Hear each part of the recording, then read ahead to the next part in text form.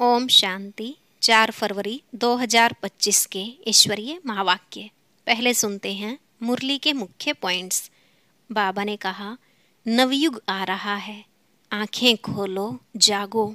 इस पुरानी दुनिया से तुम्हें बेहद का संन्यास करना है। अविनाशी बाप द्वारा जो ज्ञान रत्न मिले हैं वह औरों को दान करते रहो तो 5 विकारों का ग्रहण छूट जाएगा। बाबा ने कहा, यह है ऊंच से ऊंच पढ़ाई जिससे तुम्हारी बहुत ऊंच कमाई होती है। वहां फिर तुम हीरे जवाहरात के महलों में रहेंगे, अनगिनत धन होगा। तो इस पढ़ाई में बहुत मेहनत करनी चाहिए। पहले तो देही अभिमानी बनो। तुम बच्चों को इस शरीर से डिटैच होने का अभ्यास यहाँ ही करना है।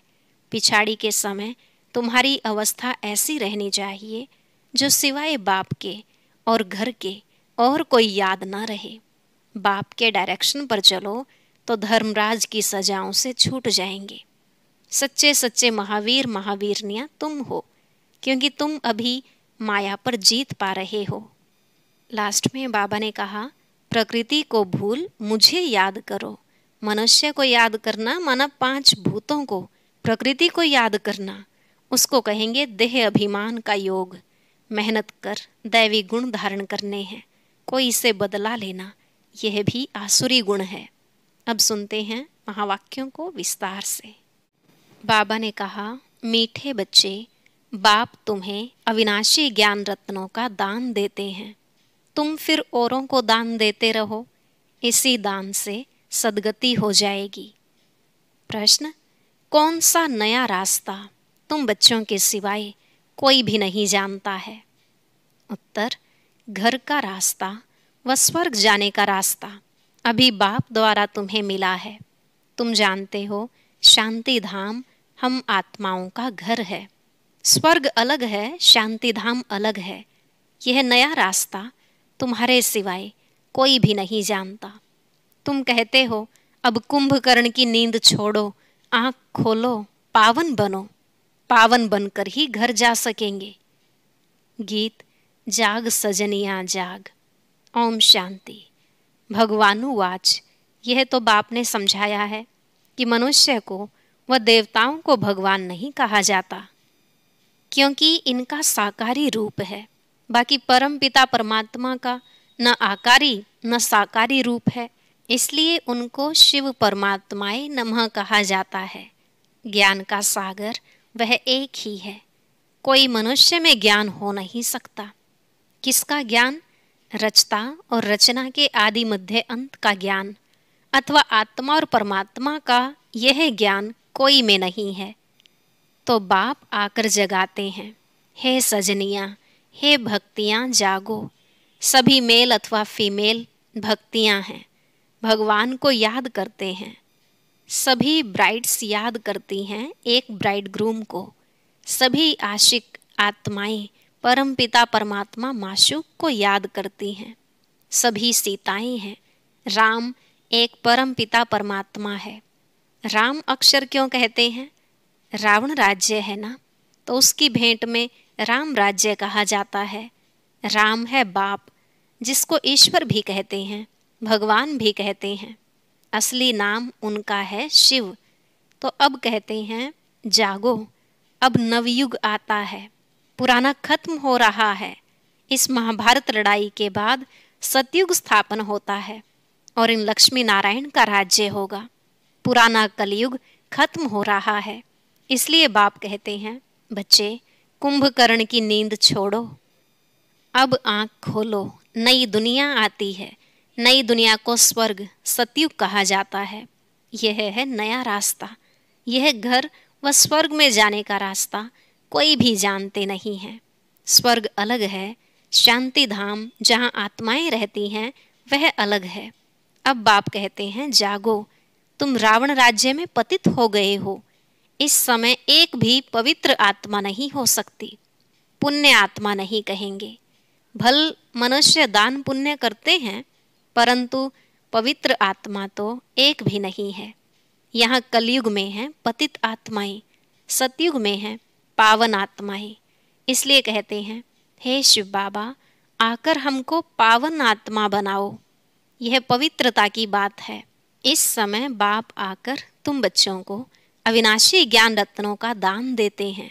कहते हैं तुम भी औरों को दान देते रहो तो 5 विकारों का ग्रहण छूट जाए। 5 विकारों का दान दो तो दुख का ग्रहण छूट जाए। पवित्र बन सुख धाम में चले जाएंगे। 5 विकारों में नंबर 1 है काम। उसको छोड़ पवित्र बनो। खुद भी कहते हैं हे पतित पावन, हमको पावन बनाओ। पतित विकारी को कहा जाता है। यह सुख और दुख का खेल भारत के लिए ही है। बाप भारत में ही आकर साधारण तन में प्रवेश करते हैं, फिर इनकी भी बायोग्राफी बैठ सुनाते हैं। यह हैं सब ब्राह्मण ब्राह्मणियाँ, प्रजापिता ब्रह्मा की औलाद। तुम सबको पवित्र बनने की युक्ति बताते हो। ब्रह्मा कुमार और कुमारियाँ, तुम विकार में जा नहीं सकते हो। तुम ब्राह्मणों का यह एक ही जन्म है। देवता वर्ण में तुम 20 जन्म लेते हो। वैश्य शूद्र वर्ण में 63 जन्म। ब्राह्मण वर्ण का यह एक अंतिम जन्म है जिसमें ही पवित्र बनना है। बाप कहते हैं पवित्र बनो। बाप की याद अथवा योग बल से विकर्म भस्म होंगे। यह एक जन्म पवित्र बनना है। सतयुग में तो कोई पतित होता नहीं। अभी यह अंतिम जन्म पावन बनेंगे तो 21 जन्म पावन रहेंगे। पावन थे अब पतित बने हो। पतित हैं तब तो बुलाते हैं। पतित किसने बनाया है? रावण की आसुरी मत ने। सिवाय मेरे तुम बच्चों को रावण राज्य से, दुख से कोई भी लिबरेट कर नहीं सकते। सभी काम चिता पर बैठ भस्म हो पड़े हैं। मुझे आकर ज्ञान चिता पर बिठाना पड़ता है। ज्ञान जल डालना पड़ता है। सबकी सदगति करनी पड़े। जो अच्छी रीति पढ़ाई पढ़ते हैं उनकी ही सदगति होती है। बाकी सब चले जाते हैं शांति धाम में। सतयुग में सिर्फ देवी देवताएं हैं, उनको ही सदगति मिली हुई है। बाकी सबको गति अथवा मुक्ति मिलती है। 5000 वर्ष पहले इन देवी देवताओं का राज्य था। लाखों वर्ष की बात है नहीं। अब बाप कहते हैं मीठे मीठे बच्चों, मुझ बाप को याद करो। मन मना भव अक्षर तो प्रसिद्ध है। भगवानुवाच, कोई भी देहधारी को भगवान नहीं कहा जाता। आत्माएं तो एक शरीर छोड़ दूसरा लेती हैं, कभी स्त्री कभी पुरुष बनती हैं। भगवान कभी भी जन्म मरण के खेल में नहीं आता। यह ड्रामा अनुसार नोंद है। एक जन्म न मिले दूसरे से, फिर तुम्हारा यह जन्म रिपीट होगा तो यही एक्ट, यही फीचर्स फिर लेंगे। यह ड्रामा अनादि बना बनाया है, यह बदल नहीं सकता। श्री कृष्ण को जो शरीर सतयुग में था वह फिर वहाँ मिलेगा। वह आत्मा तो अभी यहाँ है। तुम अभी जानते हो हम सो बनेंगे। यह लक्ष्मी नारायण के फीचर्स एक्यूरेट नहीं हैं, बनेंगे फिर भी वही। यह बातें नया कोई समझ न सके। अच्छी रीति जब किसको समझाओ तब 84 का चक्र जानेंगे और समझेंगे। बरोबर हर एक जन्म में नाम रूप फीचर्स आदि अलग अलग होते हैं। अभी इनके अंतिम 84वें जन्म के फीचर्स यह हैं। इसलिए नारायण के फीचर्स करीब करीब ऐसे दिखाए हैं, नहीं तो मनुष्य समझ न सके। तुम बच्चे जानते हो मम्मा बाबा ही यह लक्ष्मी नारायण बनते हैं। यहाँ तो 5 तत्व पवित्र हैं नहीं, यह शरीर सब पतित हैं। सतयुग में शरीर भी पवित्र होते हैं। श्री कृष्ण को मोस्ट ब्यूटीफुल कहते हैं। नेचुरल ब्यूटी होती है। यहाँ विलायत में भल गोरे मनुष्य हैं, परंतु उनको देवता थोड़े ही कहेंगे। दैवी गुण तो नहीं है ना। तो बाप कितना अच्छी रीति बैठ समझाते हैं। यह है ऊंचते ऊंच पढ़ाई, जिससे तुम्हारी कितनी ऊंच कमाई होती है। अनगिनत हीरे जवाहर धन होता है। वहाँ तो हीरे जवाहरों के महल थे, अभी वह सब गुम हो गया है। तो तुम कितने धनवान बनते हो। अपरमपार कमाई है 21 जन्मों के लिए। इसमें बहुत मेहनत चाहिए। देही अभिमानी बनना है। हम आत्मा हैं। यह पुराना शरीर छोड़ अब वापस अपने घर जाना है। बाप अभी लेने लिए आए हैं। हम आत्मा ने 84 जन्म अब पूरे किए। अब फिर पावन बनना है, बाप को याद करना है, नहीं तो कयामत का समय है, सजाएं खाकर वापस चले जाएंगे। हिसाब किताब तो सबको चुकतू करना ही है। भक्ति मार्ग में काशी कलवट खाते थे तो भी कोई मुक्ति को नहीं पाते। वह है भक्ति मार्ग, यह है ज्ञान मार्ग। इसमें जीव घात करने की दरकार नहीं रहती।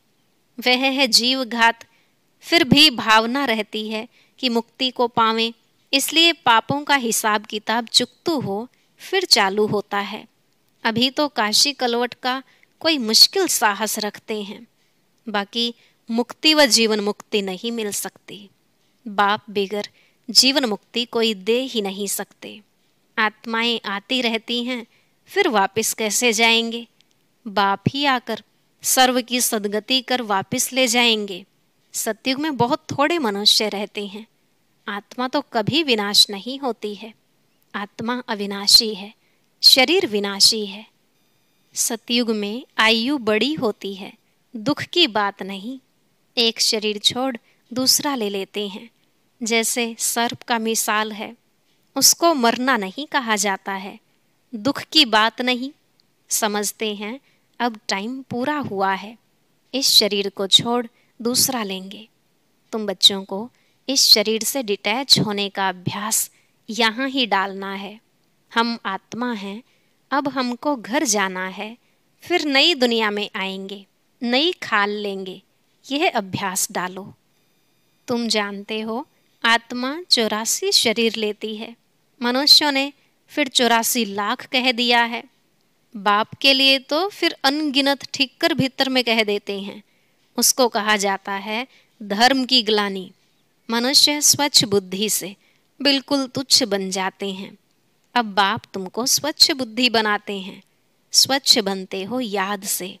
बाप कहते हैं अब नवयुग आता है, उसकी निशानी यह महाभारत लड़ाई है। यह वही मुस्लिमों वाली लड़ाई है जिसमें अनेक धर्म विनाश, एक धर्म की स्थापना हुई थी। तो जरूर भगवान होगा ना। श्री कृष्ण यहाँ कैसे आ सके? ज्ञान का सागर निराकार या श्री कृष्ण? श्री कृष्ण को यह ज्ञान ही नहीं होगा, यह ज्ञान ही गुम हो जाता है। तुम्हारे भी फिर भक्ति मार्ग में चित्र बनेंगे। तुम पूज्य ही पुजारी बनते हो। कला कम हो जाती है, आयु भी कम होती जाती है, क्योंकि भोगी बन जाते हो। वहाँ है योगी। ऐसे नहीं कि किसकी याद में योग लगाते हो, वहाँ है ही पवित्र। श्री कृष्ण को भी योगेश्वर कहते हैं। इस समय श्री कृष्ण की आत्मा बाप के साथ योग लगा रही है। श्री कृष्ण की आत्मा इस समय योगेश्वर है। सतयुग में योगेश्वर नहीं कहेंगे, वहाँ तो प्रिंस बनती है। तो तुम्हारी पिछाड़ी में ऐसी अवस्था रहनी चाहिए जो सिवाय बाप के और कोई शरीर की याद न रहे। शरीर से और पुरानी दुनिया से ममत्व मिट जाए। सन्यासी रहते तो पुरानी दुनिया में हैं, परंतु घर बार से ममत्व मिटा देते हैं।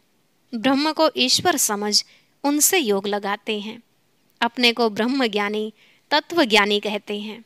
समझते हैं हम ब्रह्म में लीन हो जाएंगे।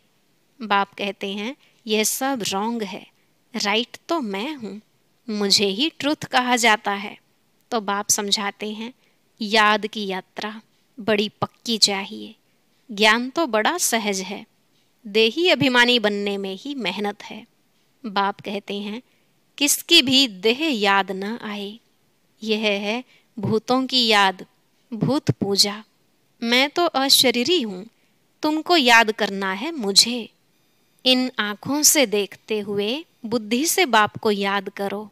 बाप के डायरेक्शन पर चलो तो धर्मराज की सजाओं से छूट जाएंगे।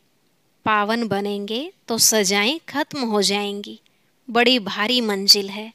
प्रजा बनना तो बहुत सहज है, उसमें भी साहूकार प्रजा, गरीब प्रजा कौन कौन बन सकते हैं, सब समझाते हैं।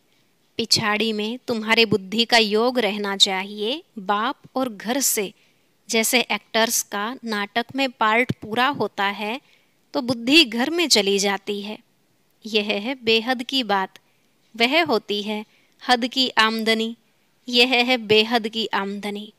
अच्छे एक्टर्स की आमदनी भी बहुत होती है ना। तो बाप कहते हैं ग्रस्त व्यवहार में रहते बुद्धि योग वहाँ लगाना है।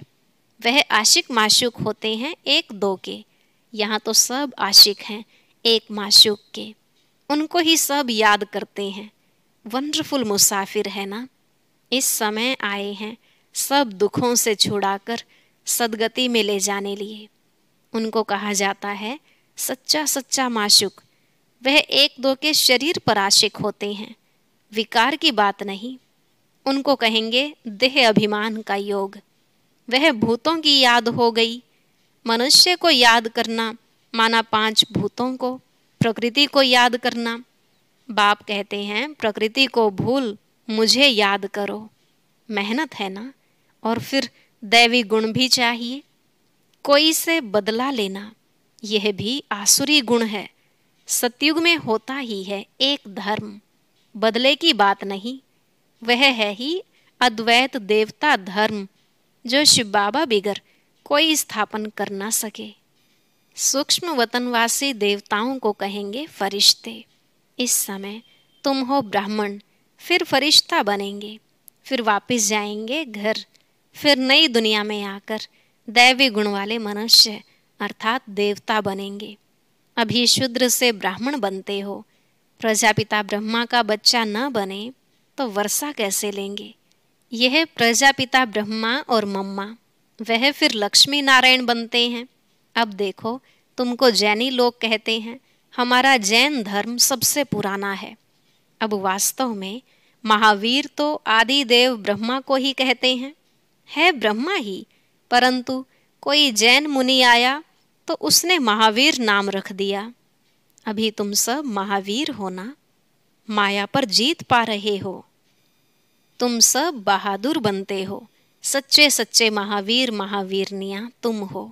तुम्हारा नाम है शिव शक्ति। शेर पर सवारी है और महारथियों की हाथी पर। फिर भी बाप कहते हैं बड़ी भारी मंजिल है। एक बाप को याद करना है तो विकर्म विनाश हो, और कोई रास्ता नहीं है। योग बल से तुम विश्व पर राज्य करते हो। आत्मा कहती है अब मुझे घर जाना है। यह पुरानी दुनिया है, यह है बेहद का सन्यास। ग्रस्त व्यवहार में रहते पवित्र बनना है, और चक्र को समझने से चक्रवर्ती राजा बन जाएंगे। अच्छा, मीठे मीठे सिकिलधे बच्चों प्रति माता पिता बाप दादा का याद प्यार और गुड मॉर्निंग। रूहानी बाप की रूहानी बच्चों को नमस्ते। रूहानी बच्चों की रूहानी बाप दादा को नमस्ते नमस्ते, गुड मॉर्निंग। शुक्रिया बाबा, शुक्रिया। धारणा के लिए मुख्य सार। पहला पॉइंट, धर्मराज की सजाओं से बचने के लिए किसी की भी देह को याद नहीं करना है। इन आँखों से सब कुछ देखते हुए एक बाप को याद करना है। अशरीरी बनने का अभ्यास करना है, पावन बनना है। दूसरा, मुक्ति और जीवन मुक्ति का रास्ता सबको बताना है। अब नाटक पूरा हुआ, घर जाना है। इस स्मृति से बेहद की आमदनी जमा करनी है। आज का वरदान, एक सेकंड की बाजी से सारे कल्प की तकदीर बनाने वाले श्रेष्ठ तकदीरवान भव। एक सेकंड की बाजी से सारे कल्प की तकदीर बनाने वाले श्रेष्ठ तकदीरवान भव। इस संगम के समय को वरदान मिला है, जो चाहे जैसा चाहे जितना चाहे उतना भाग्य बना सकते हैं, क्योंकि भाग्य विधाता बाप ने तकदीर बनाने की चाबी बच्चों के हाथ में दी है। लास्ट वाला भी फास्ट जाकर फर्स्ट आ सकता है। सिर्फ सेवाओं के विस्तार में स्वयं की स्थिति सेकंड में सार स्वरूप बनाने का अभ्यास करो। अभी अभी डायरेक्शन मिले, एक सेकंड में मास्टर बीज हो जाओ तो टाइम न लगे। इस एक सेकंड की बाजी से सारे कल्प की तकदीर बना सकते हो। स्लोगन, डबल सेवा द्वारा पावरफुल वायुमंडल बनाओ तो प्रकृति दासी बन जाएगी। डबल सेवा द्वारा पावरफुल वायुमंडल बनाओ तो प्रकृति दासी बन जाएगी। अव्यक्त इशारे, एकांत प्रिय बनो, एकता और एकाग्रता को अपनाओ। अनेक वृक्षों की डालियां अब एक ही चंदन का वृक्ष हो गया। लोग कहते हैं 2-4 माताएं भी एक साथ इकट्ठी नहीं रह सकती, और अभी माताएं सारे विश्व में एकता स्थापन करने के निमित्त हैं। माताओं ने ही भिन्नता में एकता लाई है। देश भिन्न है, भाषा भिन्न भिन्न है, कल्चर भिन्न भिन्न है, लेकिन आप लोगों ने भिन्नता को एकता में लाया है। अच्छा, ओम शांति। अब सुनते हैं आज की अव्यक्त मुरली। इसके लिए ऊपर दिए गए बॉक्स पर क्लिक करें।